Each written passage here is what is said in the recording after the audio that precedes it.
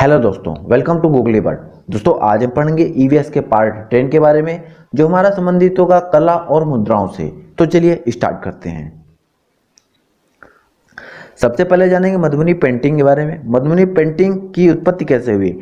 मधुबनी यह बिहार का एक प्रमुख जिला है जिसका नाम मधुबनी है। इसकी उत्पत्ति वहां से हुई है। यह जिले के नाम पर प्रसिद्ध है, इसलिए आपको यह याद रखनी है प्रमुख रूप से। और इसकी उत्पत्ति किस प्रकार हुई थी। त्योहारों और खुशी के मौके पर मधुबनी में रहने वाले लोग करते क्या थे, अपने दीवारों और आंगन पर कुछ पेंटिंग्स बनाया करते थे। इन्हीं पेंटिंग्स को कुछ लोगों के द्वारा देखा गया और बहुत ही ज़्यादा उन्हें अच्छी लगी। यह पेंटिंग्स बनती किस प्रकार से थी। यह पिसे हुए चावल के घोल से बनती थी। नील से नीला रंग, हल्दी से पीला रंग और पेड़ों के रंगों का प्रयोग करते थे ये लोग पेंटिंग बनाने के लिए। और चित्रों में इनके क्या क्या देखने को मिलता है। इनके चित्रों में इंसान देखने को मिलता है, जानवर देखने को मिलता है, पक्षी देखने को मिलते हैं, पेड़ पौधे, फूल, मछलियाँ और कुछ अन्य जीव भी देखने को मिलते हैं। जैसा कि यहाँ पर आप देख सकते हैं, आपको एक पक्षी दिख रहा है। यहाँ पर देखिए आपको हाथी टाइप का एक जानवर दिख रहा है, और यहाँ पर देखिए मनुष्य के टाइप में कुछ दिख रहा है।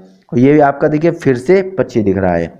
तो इस प्रकार से यह अपने घरों में पहले बनाते थे, उसके बाद में कुछ लोगों द्वारा पसंद की गई और इसे खास पहचान मिल गई मधुबनी पेंटिंग के नाम से।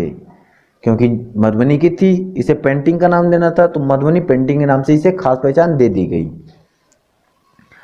दोस्तों यदि आप चैनल पे पहली बार विजिट करें या अभी तक आपने चैनल को सब्सक्राइब नहीं किया तो चैनल को सब्सक्राइब कर लीजिएगा। बेल आइकन को दबाना बिल्कुल ना भूलिएगा, जिससे हमारे आने वाले वीडियोस की नोटिफिकेशन आप तक पहुंचते रहें।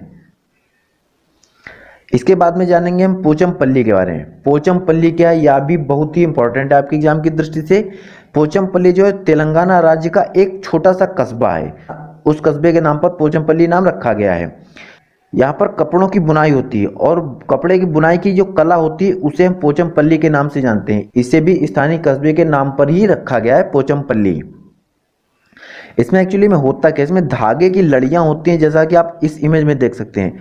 धागे की लड़ियां होती, उसमें गंदगी जो होती है उस गंदगी को साफ करते हैं, दाग को धोते हैं, उसके बाद में क्या करते हैं, सुंदर रंगों से रंग देते हैं।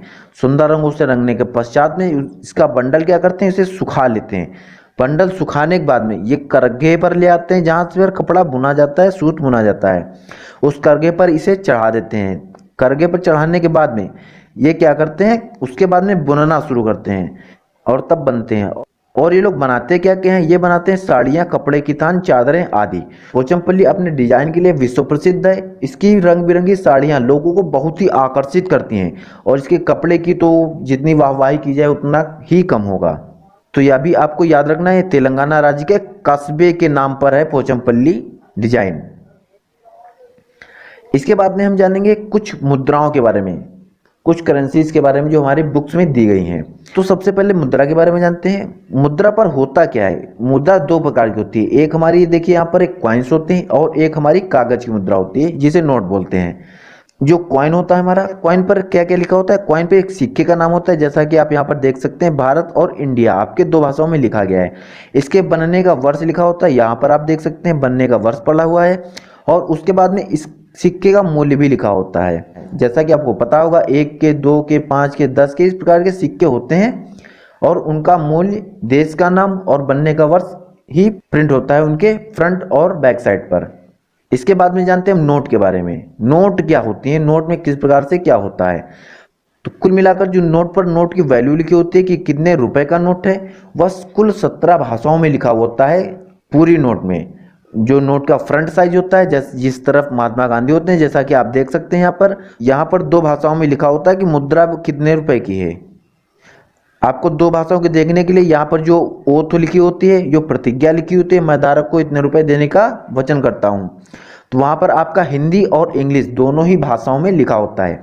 जबकि फ्रंट की बात छोड़ दें यदि हम, तो बैक की बात करें, तो बैक में यहाँ पर देख सकते हैं आपका ये 15 भाषाओं में कुल मिलाकर लिखा होता है कि नोट की वैल्यू क्या है। तो कुल मिला के नोट पर जो भाषाओं में लिखा होता है वो 17 भाषाओं में नोट की वैल्यू लिखी होती है।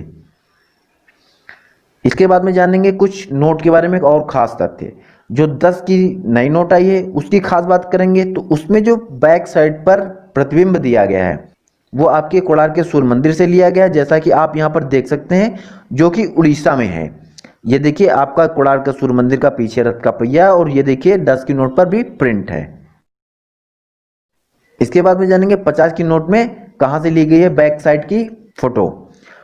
तो 50 के नोट में जो हम्पी के रथ हैं जो कि कर्नाटक में है वो आपका लिया गया है। देखिए जैसा कि आप इमेज में देख सकते हैं, यह आपके हम्पी के रथ हैं जो कर्नाटक में है, और 50 की नोट के पिछले भाग पर इन्हें स्थान दिया गया है। इसके बाद में बात करेंगे हम 100 की नोट पर। देखिए 100 की नोट यह है, और इसके बैक साइड में किसकी फोटो दी गई है, तो यह गुजरात के एक बावड़ी की फोटो दी गई है। इसे रानी का वाव भी कहते हैं। देखिए नोट में आप देख सकते हैं, यह जो चित्र छपा हुआ है नोट में वह आपका इस तरह से दिखाई देता है वास्तव में। इसके बाद में जानेंगे 500 की नोट पर बैक साइड पर कौन सा चित्र प्रिंट किया गया है। तो 500 की नोट पर दिल्ली के लाल किले को स्थान दिया गया है, जैसा कि आप इमेज में देख सकते हैं। यह आपका 500 का नोट है, यह आपका पिछला साइड है जहां पर लाल किले की इमेज दी गई है, जैसा कि आप यहां पर देख सकते हैं। इसके बाद में जानेंगे हम 20 के नोट पर कहां की प्रिंट ली गई है। तो 20 के नोट पर एलोरा की जो गुफाएं हैं जो कि महाराष्ट्र में है, प्रमुख रूप से स्थान पाया है इन्होंने 20 की नोट के पीछे। उसके बाद में बात करेंगे 200 की नोट पर। तो 200 की नोट पर सांची के स्तूप को स्थान मिला है, जो कि सांची के स्तूप जैसा कि आपको पता होगा कि मध्य प्रदेश में है, आप इस फोटो में देख सकते हैं। और 2000 की नोट पे आपको क्या देखने को मिलेगा, 2000 की नोट पर आपको मंगलयान का चित्र देखने को मिलेगा, जैसा कि आप इस इमेज में देख सकते हैं। आपका ये मंगलयान का सीन है। और एक बात है, आपकी जो गुलाबी रंग की नोट है वह आपकी 2000 की है, जो आपकी केसरी रंग की है वह आपकी 200 की है, जो आपकी हल्के पीले रंग में है या सुवापंखी से भी बोल सकते हैं वह आपकी 20 की नोट है। इसके बाद में और जान लेते हैं कुछ महत्वपूर्ण पॉइंट जो हमारी करेंसी की दृष्टि से बहुत ही महत्वपूर्ण है। 1 रुपए के नोट को छापने और सिक्कों को बनाने का अधिकार जो होता है वो वित्त मंत्रालय के पास होता है, जबकि एक करेंसी को छोड़ दें तो और भी जितनी प्रकार की करेंसी बनती है, चाहे क्वाइन की बात कर लें चाहे हम नोट की बात कर लें, वह आरबीआई परमिट देता है। लेकिन 1 के नोट के लिए मुख्य रूप से वित्त मंत्रालय की परमिशन जरूरी होती है। वित्त मंत्रालय इनको छापता है, इनको ढालता है, लेकिन बाजार में वो आरबीआई के माध्यम से ही आते हैं। चाहे 1 की नोट हो चाहे 1 का सिक्का हो, आरबीआई ही उसे बाजार में लाएगी।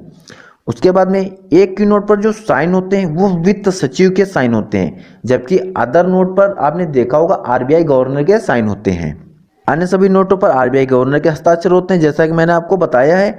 और हाँ, एक बात सबसे महत्वपूर्ण, एक ही नंबर की और एक ही मूल्य की 2 नोटें संभव नहीं है। जैसे कि आपको बताएं, यहाँ पर आपकी 10 की नोट है और दूसरी भी आपकी 10 की नोट है। यहाँ पर आपने देखा होगा कुछ नंबर पड़े होते हैं नोट्स के, तो 10 रुपए के मूल्य की एक ही नंबर की 2 नोटें संभव नहीं होती हैं। यह सीरियल इनका चेंज होता रहता है। इसके बाद में जानेंगे हम कुछ विदेशी मुद्राओं के बारे में, क्योंकि यह हमारे बुक्स में दी गई इसलिए इंपॉर्टेंट हो जाती हैं। तो देखिए हमारी जो यह पहली विदेशी मुद्रा है यह हमारी इंग्लैंड है। इंग्लैंड की मुद्रा पाउंड स्टर्लिंग है। यहाँ पर आप देखिए, यहाँ पर रानी की फोटो बनी हुई है। और जो हमारी दूसरी मुद्रा है, दूसरी मुद्रा हमारी ओमान देश की है।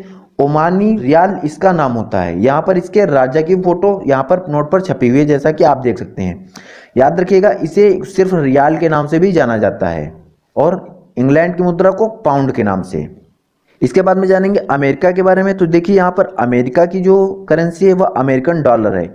यहाँ पर आप देख सकते हैं इस प्रकार की आपकी अमेरिका की करेंसी होती है, अमेरिका का डॉलर होता है। और इसके बाद में बात करेंगे हम चीन की। तो देखिए चीन देश की जो करेंसी है वह युआन के नाम से जानी जाती है, जैसा कि आप इमेज में देख सकते हैं। इस प्रकार की होती है आपकी चीन की करेंसी।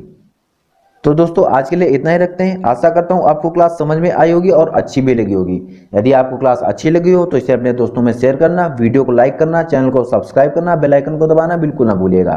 तब तक के लिए थैंक यू, धन्यवाद। जय हिंद, जय भारत।